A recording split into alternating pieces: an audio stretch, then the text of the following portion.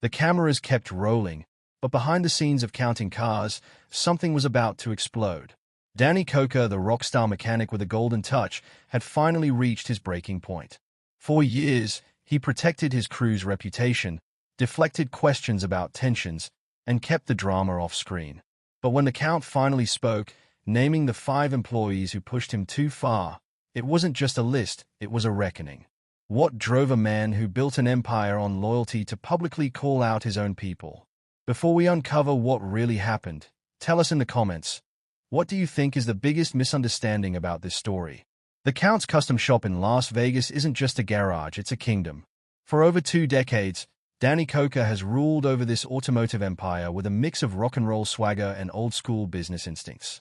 The cameras that have followed his every move since 2012 have captured the polished version. The charismatic frontman, the car connoisseur, the guy who could turn a rusted relic into a 6-figure masterpiece. But what the cameras never fully revealed was the tension simmering beneath the surface of that high-octane operation. Behind every successful reality show lies a carefully constructed narrative. Producers edit, directors shape, and stars perform. But sometimes, the truth breaks through the polished facade. When Danny Koker finally sat down to name the 5 worst employees he'd ever worked with on Counting Cars, he wasn't performing. He was venting years of frustration that had been building like pressure in an overheated engine. The decision to go public with these names wasn't spontaneous. It was the result of repeated betrayals, professional disappointments, and moments that tested the very foundation of his business. The reality television landscape is littered with stories of behind-the-scenes dysfunction. From American Chopper to porn stars, the genre has always thrived on the tension between authentic craftsmanship and manufactured drama. But Koker's revelations hit different. Here was a man who had built his brand on family-like camaraderie, suddenly pulling back the curtain on the employees who made his life a living nightmare. What makes these revelations particularly shocking is Koker's reputation. Throughout his career, he's been known as a fair boss demanding, yes, but generous with those who proved their loyalty. He's the kind of leader who would personally hand-deliver bonuses during Christmas, who remembered the names of every employee's children, who believed that a shop functioned best when it operated like a family. So when someone with that track record publicly names names, the industry takes notice. The 5 employees Danny singled out weren't random disgruntled workers or minor annoyances. These were individuals who had been given chance after chance, who had been trained, mentored, and trusted, only to repeatedly disappoint in ways that went beyond simple incompetence. For Koker, whose passion for cars is matched only by his commitment to quality, the offenses range from professional negligence to outright dishonesty. As the story of these 5 individuals unfolds, what becomes clear is that Danny Koker didn't wake up one morning and decide to air his grievances. The decision was gradual, born from incidents that individually might have seemed minor but collectively painted a picture of a workplace culture that had gone dangerously off the rails. And for a man who had invested his entire identity into that shop, the betrayal cut deeper than any of them ever understood. But the real question isn't just who these employees were, it's what they did that pushed the Count to finally break his silence. And the answer, as it turns out, reveals something far more complex than simple workplace drama. If you're enjoying this story, subscribe so you never miss our next documentary. No name on Danny Koker's list sparked more controversy than Horny Mike. For fans of Counting Cars, Mike was impossible to ignore, the airbrush artist with the wild persona, the skull-themed artwork, and the personality that seemed custom-built for reality television. But behind the colorful character that viewers loved or hated, there was a professional whose antics repeatedly pushed his boss to the breaking point. And when Danny finally spoke, it became clear that Mike's on-screen antics weren't just an act, they were a liability. Horny Mike joined Count's Customs as the shop's resident airbrush artist, a position that required equal parts creativity and professionalism. On the surface, he seemed perfect for the role. His distinctive style, heavy on flames, skulls, and bold colors, had made him a recognizable figure in the Las Vegas custom car scene. But where Danny valued precision and reliability, Mike brought chaos. The tension between them wasn't manufactured for the cameras, as some fans suspected. It was real, and it was escalating. The first major sign of trouble came early in the show's run.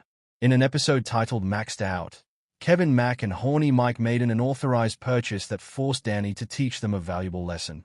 What the episode glossed over was the depth of Danny's frustration. This wasn't a minor misstep, it was a direct violation of trust from two employees who should have known better. The unauthorized purchase cost the shop money, time, and credibility. For a man who built his business on careful financial management, this was the beginning of a pattern that would only get worse. As the seasons progressed, Mike's behavior became increasingly erratic. Viewers watched him push boundaries, challenge authority, and create drama that sometimes seemed scripted. But those who worked behind the scenes knew the truth. Much of it wasn't scripted at all. According to episode summaries from later seasons, Danny found himself repeatedly regretting his decisions to trust Mike with important projects. In one particularly telling episode, Danny entrusted Mike with painting a medieval mural on a '73 GMC pickup truck and soon regretted his decision. The implication was clear. Even when given creative freedom, Mike couldn't deliver without creating problems. The complaints from viewers echoed what Danny was experiencing behind the scenes. Online reviews of the show consistently singled out Mike as a problem. One review described him as mean, angry, argumentative, and annoying, noting that his smile is not genuine but menacing. Another critic flatly stated that Mike adds nothing to the overall value of the show, pointing to his lack of credibility as a major flaw. When fans can see the dysfunction from their living rooms, it's a sign that the problem has gone far beyond behind-the-scenes tension. For Danny, the frustration wasn't just about the on-screen drama. It was about what Mike's behavior represented, a disregard for the professionalism that Counts Customs had worked so hard to build. The shop wasn't just a reality TV set. It was a legitimate business with real customers, real deadlines, and real financial stakes. Every time Mike went rogue, he jeopardized not just a project, but the reputation of the entire operation. By the time Danny finally named Mike as one of the worst employees he'd ever worked with, the decision didn't surprise those who had been paying attention. It was the culmination of years of second chances, broken promises, and professional disappointments. But what made Mike's inclusion on the list particularly damning was the contrast between his on-screen persona and the reality of his performance. The character that viewers found entertaining was, in fact, a professional liability that had cost Danny more than he ever let on. But Horny Mike wasn't the only artist who tested Danny's patience. In the paint department, another employee was quietly building a case for being the worst in an entirely different way. If you're enjoying this story, subscribe so you never miss our next documentary. But while Horny Mike's offenses were largely about ego and unprofessionalism, the next name on Danny's list represented something far more dangerous.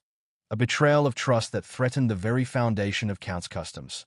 This was the one employee who didn't just annoy Danny, he nearly destroyed the business from the inside.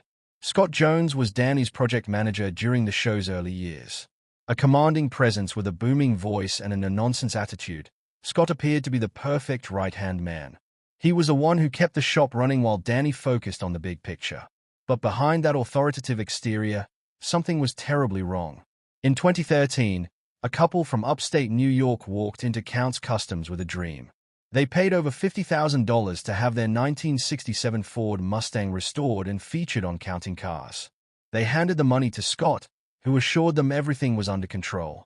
But when they returned months later to check on their dream car, they found nothing had been done. Scott had purchased a completely different model.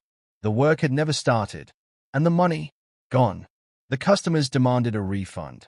Danny refused, and suddenly, the Counts Customs empire was facing a lawsuit that would expose just how deep the rot had spread. The official story was that Scott left the show to help his wife's career, but those who followed the show closely knew better.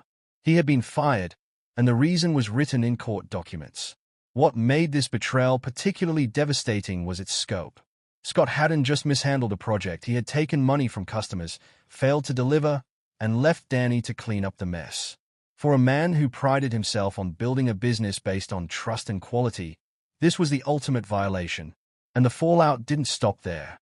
It later emerged that Scott's management of the books may have been connected to another scandal, the embezzlement case involving Joseph Frontiera, the accountant who allegedly stole over $75,000 from the company.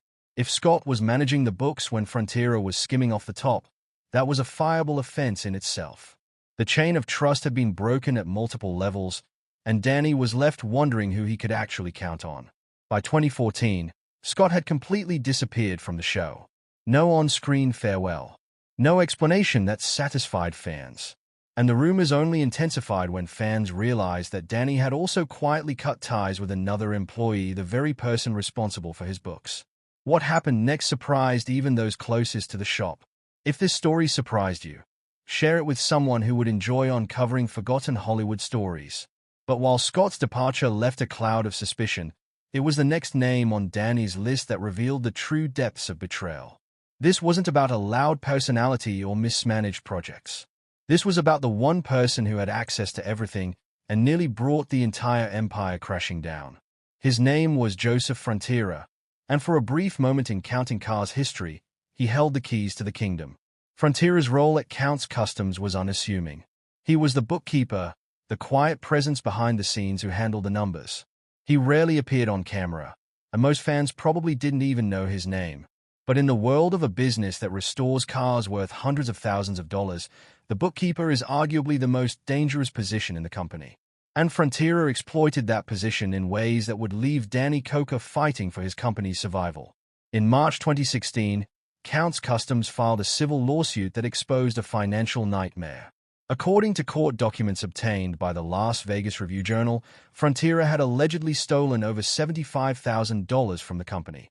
The money wasn't taken in some elaborate scheme, it was used for things that, in retrospect, seem almost laughably brazen. He used company funds to make a down payment on his personal Land Rover Range Rover. He purchased airline tickets for personal travel. He failed to pay the company's taxes on time, resulting in an IRS penalty of approximately $18,000. But the most chilling detail emerged from the lawsuit itself. Frontiera had reportedly made signature stamps of Danny Koker and Kevin Mack without their consent, stamps he used to sign checks in their absence. He was forging signatures to move company money, and nobody noticed until the irregularities became impossible to ignore. The trust that Danny had placed in his accounting department had been weaponized against him. The investigation into Frontiera's background revealed something even more disturbing. According to the lawsuit, Count's Customs discovered that Frontiera had a criminal history of embezzlement and fraud with a previous employer in Florida. He had represented himself as a clean candidate, and the staffing agency that placed him, Randstad Professionals, had allegedly failed to disclose his criminal past. In a devastating twist, Frontiera had also been charged in September 2013 with felony theft of more than $3,500 for a crime committed in August of that year, the same month the couple from upstate New York had paid Scott Jones their $50,000. The timeline suggests a culture of financial dysfunction that had been festering for years. By 2017, Frontiera had completely disappeared from public life. A warrant was issued for his arrest, but it went unserved because he relocated to Florida. He paid the IRS penalty, but the legal battle continued. Court documents from 2019 eventually ordered Frontiera to pay Count's Customs more than $40,000 in damages. But by then, the damage was already done. His name was scrubbed from the show's IMDb page. No public explanation. No on-screen confrontation. Just the quiet erasure of a man who had nearly brought down the business from the inside. But if you think the betrayal ended with the accountant, you haven't heard the full story. Behind the scenes, another employee was quietly selling information to the highest bidder, and that revelation would challenge everything fans thought they knew about loyalty at Count's Customs. Behind the scenes, another chapter was quietly unfolding that would test the boundaries of trust even further. If this story surprised you, share it with someone who would enjoy uncovering forgotten Hollywood stories. But the Count's list wasn't finished. While Horny Mike, Scott Jones, and Joseph Frontiera had all been named in connection with very public scandals, the fourth name on Danny's list represented a departure so quiet that most fans never even noticed it happen. This was the employee who simply vanished from the show without explanation. No courtroom drama, no on-screen confrontation, just an absence that left viewers scratching their heads. Rolly Sobo had been with Count's Customs for years. As the shop's detailer, he was responsible for the finishing touches that transformed good restorations into show-stopping masterpieces. He was the one who made the cars gleam, who ensured every surface was perfect before a vehicle rolled out of the shop. Unlike Horny Mike, Rolly wasn't flashy. Unlike Scott, he didn't command attention. He was the quiet professional in the background, the kind of employee every shop needs to function smoothly. But by season 6 of Counting Cars, he had simply disappeared. The silence surrounding Rowley's departure was deafening. No official statement from Danny or the production team. No farewell episode. No social media announcement. One day, the detailer who had been a fixture on the show was gone, and fans were left to piece together the mystery themselves. What made his exit particularly puzzling was the timing. Rowley had been with the shop during its rise to fame, and his work had been consistently praised. So why did Danny let him go? Rumors began circulating online, as they always do when reality TV casts change without explanation. Some speculated that Rowley had clashed with Horny Mike, whose abrasive personality reportedly grated on nearly everyone in the shop. Viewer reviews of the show frequently noted the palpable tension between the two, describing it as uncomfortable to watch. If Rowley had finally reached his breaking point with Mike's antics, it would have put Danny in an impossible position. Choose between his longtime detailer and the airbrush artist who brought drama to the show. Others suggested that the departure was tied to the show's evolving priorities. As seasons progressed, Counting Cars increasingly leaned into the larger-than-life personalities of its cast.